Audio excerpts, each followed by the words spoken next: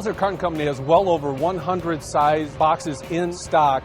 Many times we take a designer out in the field to sit down with our customers, with the sales staff, and create packaging. We will provide the customer with prototypes that can be tested in the field, not only for size, but for shipping. They'll take multiple samples that we provide them, put them on a UPS truck, return them to themselves, and they'll see how our packaging meets their structural needs. I met with a large automobile manufacturer. Their distribution center was having trouble with damage, so we created a box that has an auto-lock bottom and a full flap, which alleviated a lot of damage of parts falling out. They became the nation's #1 distribution center as far as quality because their damage went way down, and it was all because of the J&L Specialty Folder Gluer and our design staff.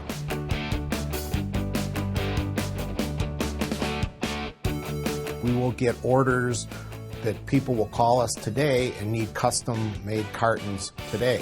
I've taken orders at 11 o'clock in the morning for 20,000 cartons and delivered them at 3 o'clock in the afternoon.